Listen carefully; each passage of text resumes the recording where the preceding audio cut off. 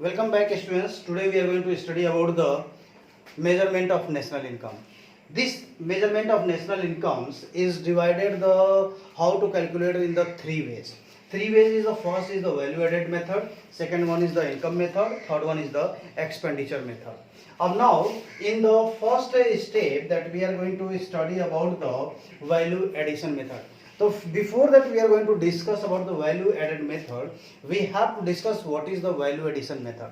The value addition method, that what is that, some things we are purchasing as a intermediate goods, and then what we are doing, that we are adding some more values in that, and then after that we are sending to the market for the consumptions. Like examples, just I am saying that if flour mill is purchasing wheat from the farmer, and that what he has, from the wheat he is making the flour and sending to the market. So it means this is the, suppose that he bought the wheat at the 2000 from the farmer, and he is sending that nowadays 25 rupees kg flour. So that it means he added the 2500, means he added 500 value there. So this process is known as the value addition process. Now value added is divided into the two types of the approach: final product approach, which one and then another one is the value added approach. So this is the things. Final approach is what we are going to see. Let us see the final approach.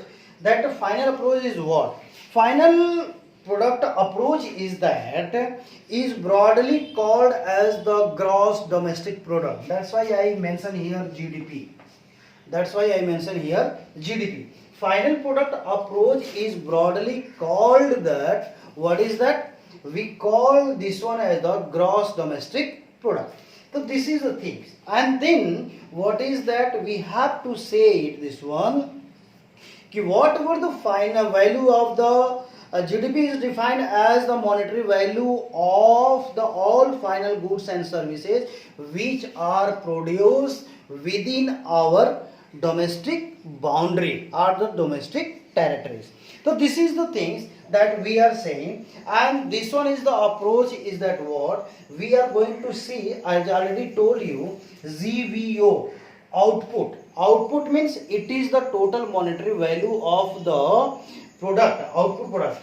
So first we have to call it gross value of output at the market price is equal to price into output and plus change in stock. This is the formula. So then price and output we have to say. So then we can say this is the sales and this is the stock.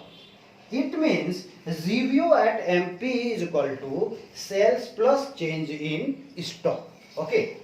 Then after that, what we have to call it, that how much value addition, gross value addition at the market price. It means ZVA. ZVA is that what is, we have to say it market price, and this one is known as the GDP at MP. Added value additions are the GDP are the same, and when we are having the this GVO in our hand, so we can find out the ZVO at MP minus intermediate consumption. Intermediate consumptions we are taking as a, especially as a raw material. It will be given into your numericals, and then directly you can get it from here. Okay. So these two are known as the final product approach. This is the known as the final product approach. Now third one we are going to see the formula, and this one is the value added approach. Value added approach in the sense means what? In this we have to find out the how much exact value added in the intermediate consumptions. Okay, so this is the things. According to this method, national income is calculated by the adding net value in the factor cost by all producing units during the accounting year within the domestic territories or the boundaries. Now what is the formula for the value added approach? Value added approach means we have to find out if we have ZVA in our hand.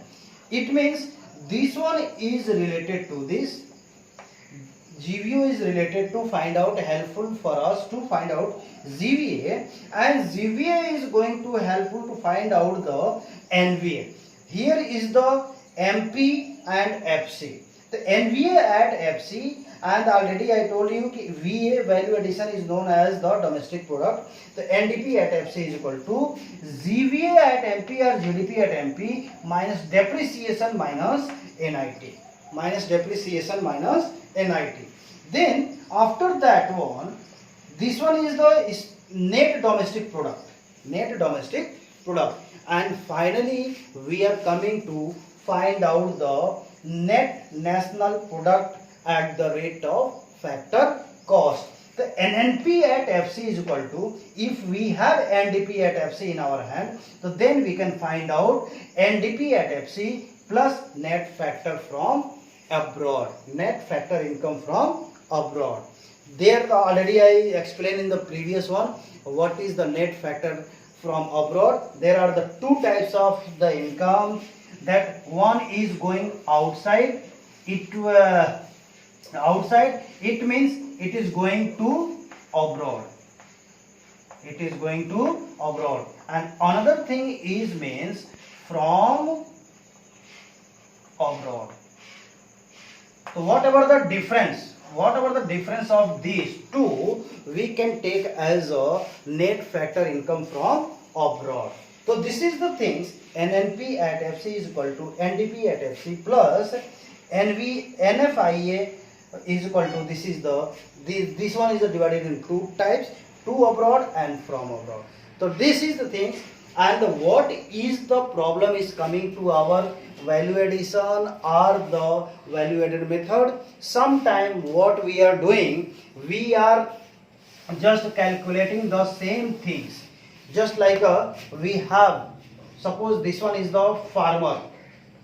Farmer has wheat at the 2000 rupees, no cost, no value addition. So then he sold at the 2000 rupees. Just we are, this one is the double counting we are saying. Double counting. Then Miller has purchased at the 2000 rupees and he added the 500 and he sold out 2500. So this is the things that value additions. Okay. So then what is happening? The exact, just I will opposite turn it this one. That what is that? 2000, no value addition, 2000.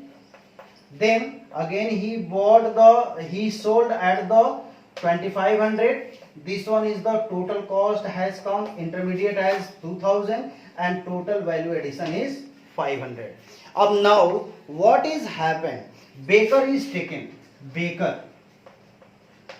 Baker is taken from the Millers. That what is that? He has taken from the 2500. It means intermediate cost is the 2500, and then he sold the baker. Suppose he sold the bread at the 3600.